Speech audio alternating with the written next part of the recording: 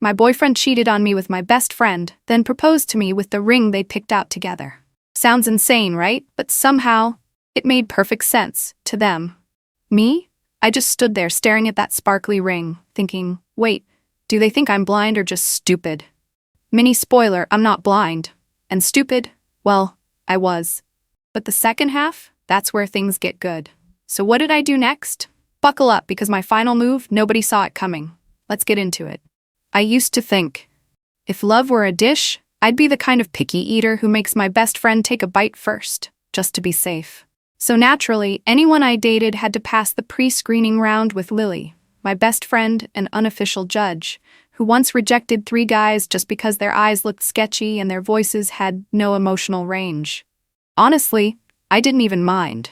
Lily's taste was almost identical to mine. She knew exactly what kind of haircut I liked on a guy, what perfume scents made me gag, and most importantly, my ultimate type: tall, broad shoulders, loves puppies, and not a single EDM track in his entire Spotify playlist.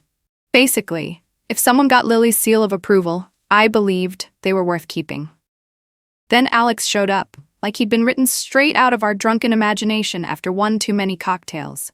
He worked in architecture, loved to cook, actually listened when I talked, and best of all, he never forgot my mom's birthday. The first time we met him, Lily shot me a look that screamed, "This is it," and I swear I almost stood up in the middle of the sandwich shop and yelled, "Found him!" By the first week of dating, I was already dragging Lily along to dinner with us. Most people would call it a 3-person date. I called it a focus group for emotional quality control. Every meal felt like a mini talk show, part romantic confessional, part social satire, and a whole lot of roasting each other for sport. But of course, I had no idea that not all the feedback was being delivered to me. Some of it was exchanged silently, through glances between the other two. I remember one Friday night, we were having Italian at this tiny little restaurant. I told a story about how Alex once gave me a handwritten notebook with the sweetest confession I'd ever gotten. I'm not great at talking, so I wrote it down for you to read when you've got time.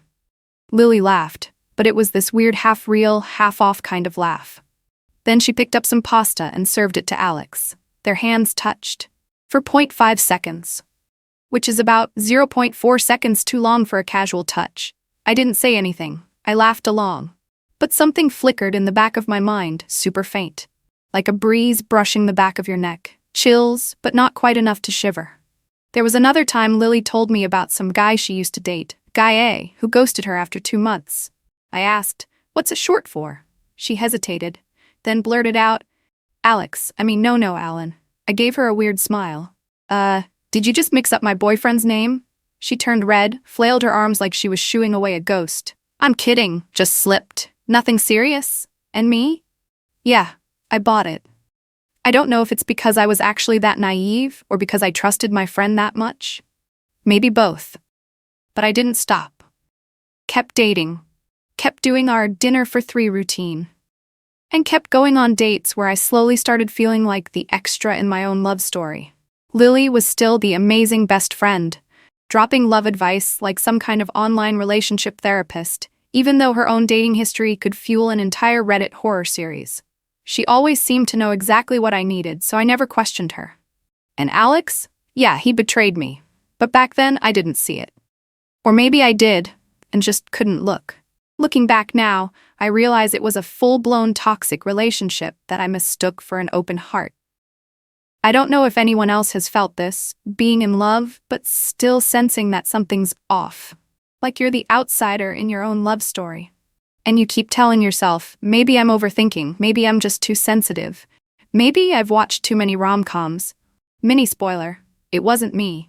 I just hadn't hit the plot twist yet. At that point, I was still in chapter 1 of getting cheated on. This personal story? It started as a confession, but it sure doesn't end there. Because after this part, I'm gonna walk you through the cheating, the betrayal, and the revenge move I'm not exactly proud of, but definitely don't regret. Yep, I was that gullible cat who invited her best friend into her house and handed over the keys to her dating life to 2 people. One of whom absolutely should not have been trusted. And if you're wondering, wait, didn't you notice anything? Oh, I did. I was just in that phase called I saw it, but didn't want to believe it. Or more accurately, I noticed it, explained it away, and then blindfolded myself. Classic move.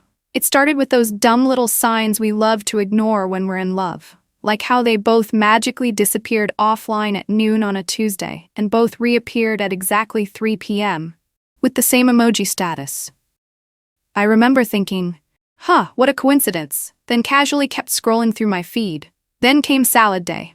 Healthy food I hate, but Lily loves, so I ate it anyway, playing the cool girlfriend card. The three of us were sharing one big bowl. I swear to you, Alex and Lily both reached for the same piece of grilled chicken, paused midair, pulled their hands back at the exact same time, locked eyes, and laughed. Like a scene ripped straight out of a cringy rom-com. I froze. Then mentally slapped myself with, "You're being paranoid. Chill." Ever told yourself you were just being paranoid so you wouldn't have to face the truth? It's that weird mix of sad and ridiculous, like you're comforting your own heart while slowly crushing it at the same time. I still didn't say anything out loud, but I started keeping mental receipts. Then came the accidental exposure moment, aka the handkerchief incident. Lily and I shared a yoga studio.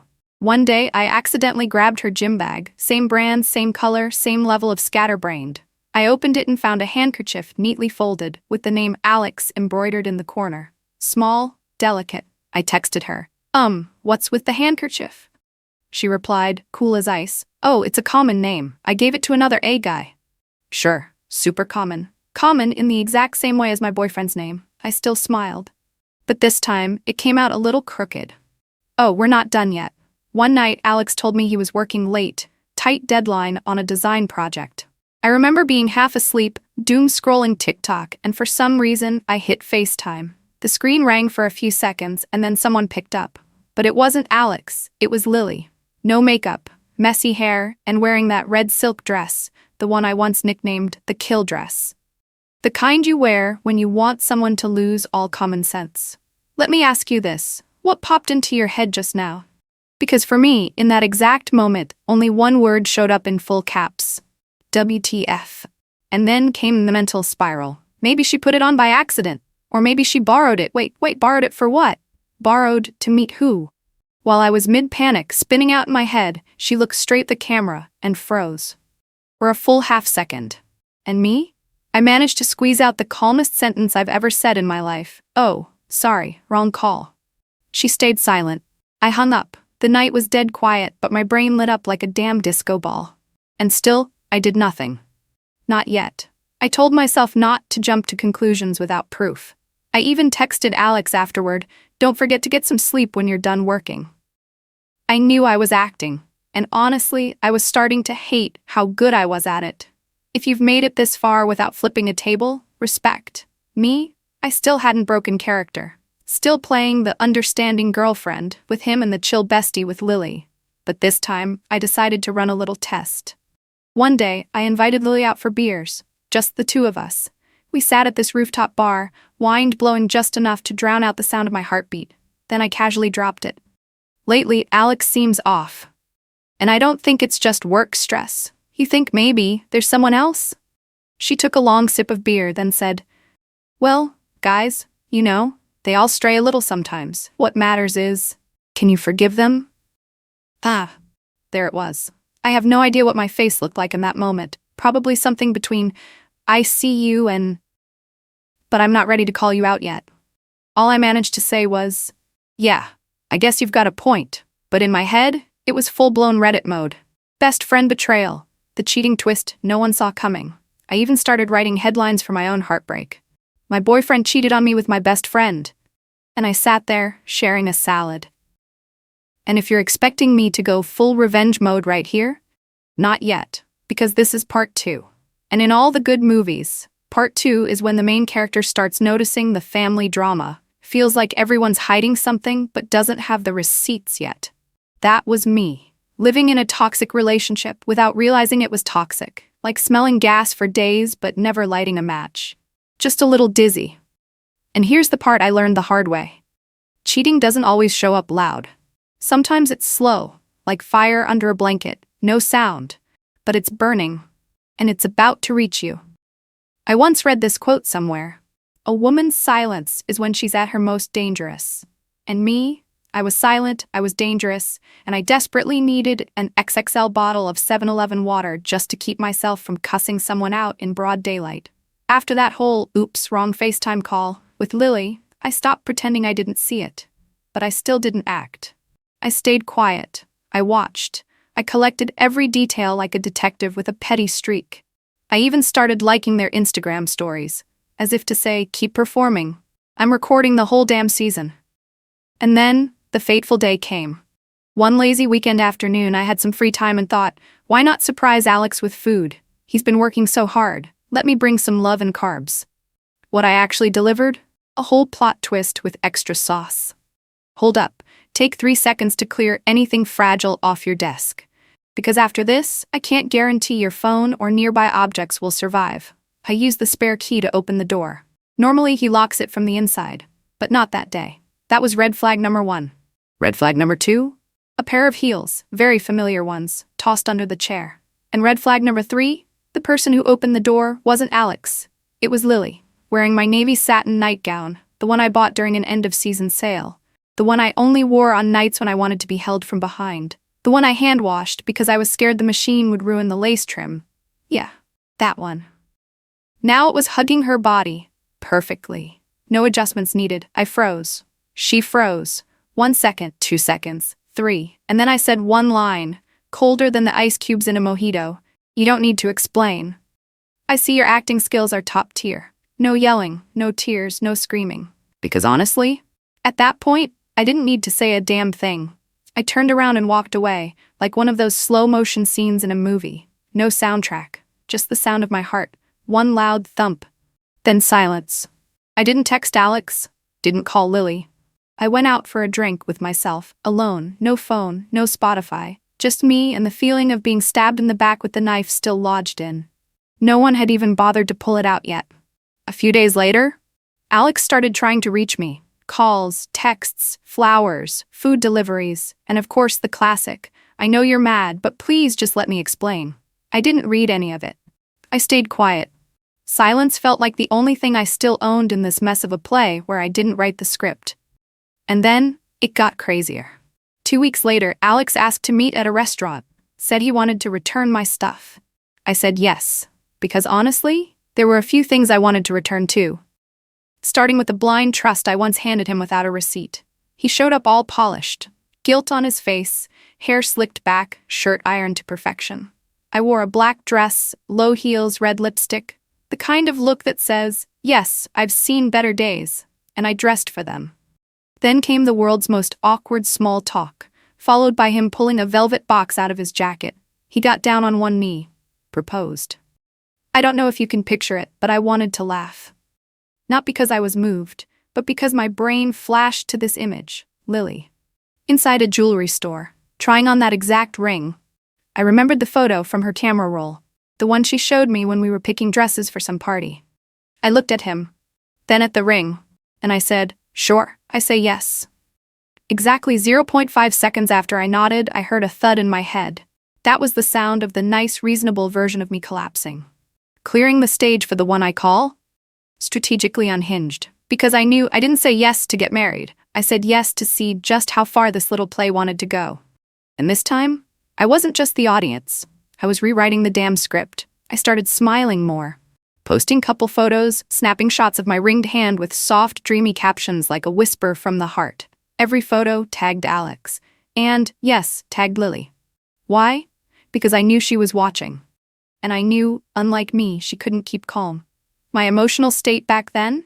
A chaotic cocktail of love, hate, sadness, anger, regret, and just a hint of thrill, like sipping a cocktail you know has poison in it, but still taking a taste just to know what kind. I asked myself, do you still love him? The answer? Yeah, but not in one piece. It was like a birthday cake someone else already stuck their fork into. You can still eat it, but it doesn't taste right anymore. And I hated that feeling, hated it with everything I had.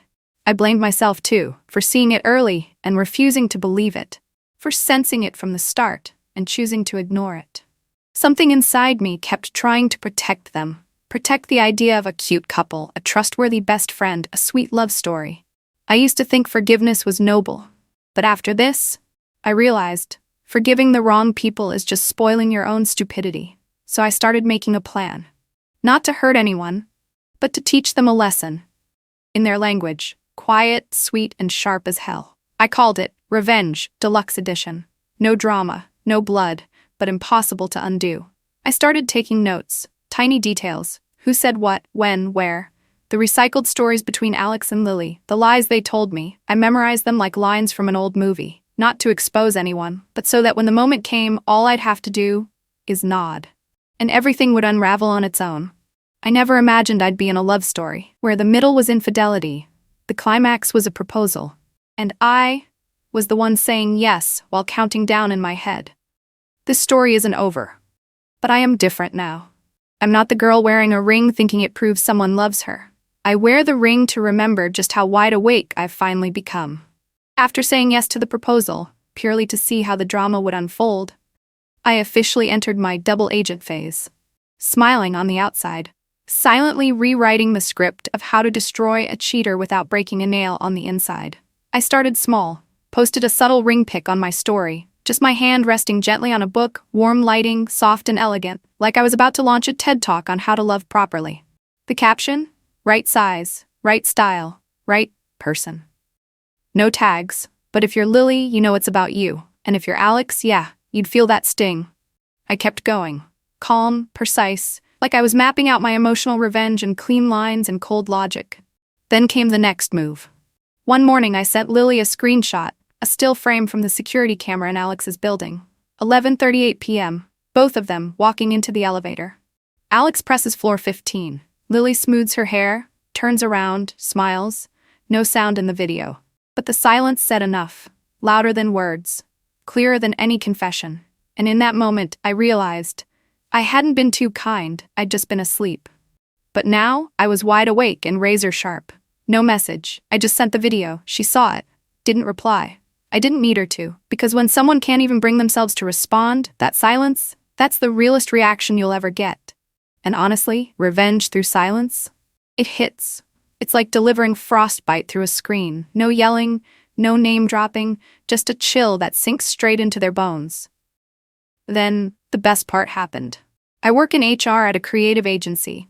Not a giant firm, but big enough to decide whether a resume gets in or gets laughed into the recycle bin. And guess who applied a few weeks later? Alex. Sparkly resume, solid experience, decent-looking portfolio. I held his application in my hands like it was a funeral invitation from the man who once thought I'd never figure it out. I didn't act right away. I forwarded the resume to the technical team. Let them assess the skills first. They gave it an 8 out of 10. Decent. Not mind-blowing, but solid enough for an interview. Then came the final box. Professional ethics and character. That one was mine. I typed exactly one line, does not qualify. No long explanation, no rejection email, just one red mark, and the file vanished from the system, the same way my trust had disappeared without a trace. A few days later, Alex texted me. Do you know anyone at Company X? I just got cut in the final round, and no one said why. I typed back one word, yeah. Sent it. Nothing else. I didn't lie. I just didn't explain. And honestly, if I had the chance to do it again, I'd choose that red mark every single time. Not out of spite, out of principle. Then came the one moment in this whole mess that I truly felt I deserved. The final meeting. I told Alex I wanted to talk things through. He agreed right away, thinking I was the noble forgiver type. I picked a quiet Indian restaurant. Warm amber lighting, brick walls, wooden tables. Just the right kind of peaceful to drop one last twist right in the middle of all that calm. I got there first. When he walked in, I'd already taken off the ring and placed it neatly on the folded cloth napkin. You okay? He asked. Better without this, I said. Then I slid the ring across the table toward him. Simple, no drama, no extra words. Returning the ring. He stayed silent. I stood up, grabbed my bag. And just before walking away, I looked him straight in the eye and said, from now on, you can pick the right person, without anyone's suggestions. Then I walked out. No turning back, no dramatic music needed, because in my head, there was already a standing ovation. The next week, I got an email, Lily's engagement announcement. I'll give her this. The girl's got guts, or zero emotional awareness, maybe both. I didn't go. But I did send a gift. A matte black hardcover notebook. No lines, no instructions, just one phrase debossed on the cover. Journal of Loyalty, you can start filling it. I didn't sign my name, but trust me, she knew. Maybe she'll never write a word in that notebook. Maybe she'll hide it in the back of some drawer. But one thing I'm sure of, every time she sees it, a shiver will run down her spine, not from cold, but from remembering that some lessons come from the one who stayed the quietest. And me? I don't care if they're happy. I don't need them to fall apart. I just need one thing. To no longer be suspended in some fake love triangle where the third person is deception. I used to think I'd marry Alex. I used to think Lily was family. I used to call that ring a promise from the heart. But now, that ring, whoever wants it can wear it. Me? I won't. And I've never felt more clear-headed in my life. I used to think an engagement ring was a symbol of love. But after the ex and the ex-best friend broke up over mutual suspicion, I've revised that theory. That ring? It wasn't love. It was a curse in shiny packaging. Alex and Lily went public with their relationship for exactly 23 days. In that time, 5 posts, 2 heart-filled stories, 1 "You deserve better" status posted by Lily, not me. Girl really tried to manifest it. And then, poof. Breakup. No announcement, no drama. But I've got industry insiders, aka mutual friends with big mouths. The reason? Classic. Lily thought Alex was still texting me. Alex suspected Lily was still tangled up with some ex whose name started with a D. Me? I was eating spaghetti and nearly choked laughing when I heard. I didn't comment, didn't react, didn't post a cheeky karma as a cat story. I just quietly booked an appointment to sell the ring. Yeah, that engagement ring. The right size, right style, wrong damn person ring. I brought it to this tiny jewelry shop, squeezed between a nail salon and a pharmacy. The shop owner held it under the light, examined it, looked at me, and asked, "Where's the person who wore this?" I smiled and pointed to my chest. The idiot from back then? That was me. The ring didn't fetch much, but it was just enough to cover the down payment for a 6-week therapy course. Love, but make it sober, breaking up with your delusions. Just the name tells you how high my hopes were. Week 1, the therapist said, forgiveness doesn't mean letting them come back. It means you get to walk forward without dragging around emotional flip-flops. I nodded. Week 2, no one can hurt you repeatedly if you learn how to lock the damn door. I exhaled like I'd been holding it in for a year. Week 3, want to love someone again? Start by eating dinner alone without scrolling through old messages. And in that moment, I realized I was healing, quietly, but for real this time. I nearly cried, because yeah, I once sat at dinner with the 2 people I trusted most, completely unaware I was just the side character in my own 3-person love story. After the final therapy session, I bought a black cover notebook. On the first page I wrote, "The only ring that's mine is this one. No sparkle, no diamonds." But inside, a list of 3 things I'll never forget. 1, if I have to compete for love, I'm out. I'm not fighting for a seat at a table where I should have been invited. 2, if you betrayed me once, don't try to come back. I'm blocking the path and the bank transfer. 3, never hand your clarity to someone else. Don't let anyone else be the keeper of your common sense. Rings can be sold, but your self-awareness? Guard it like it's gold. Because honestly, the third wheel at that dinner wasn't Lily. It was clarity, and I hadn't invited it yet. And that was my story. A 5-chapter plot twist, starting with a ring, ending with a therapy bill. But you know what? I don't regret a thing. Because after all of it, I finally understood. Not everyone who picks out a ring for you deserves to hold your hand till the end. And betrayal? It's not always a loss. Sometimes it's the universe giving you a light slap before you board an emotional Titanic. What about you? Ever invited the wrong person to the dinner table of your life? Or worn a ring that ended up costing you a few hundred sleepless nights? If you have, tell me. Drop it in the comments. I'll be there, nodding at every word, like your no-judgment bestie who just laughs and says, "Girl, I thought I was the only dumb one. Turns out I've got backup." And if you feel like you need a dose of clarity, a gentle reminder, or just a dating story so painfully relatable, you'll yell, "OMG, this is literally me," at your screen. Hit that subscribe button on Heart Talk. We don't sell rings here, but we do serve stories that'll make you want to peel off a few layers of romantic delusion.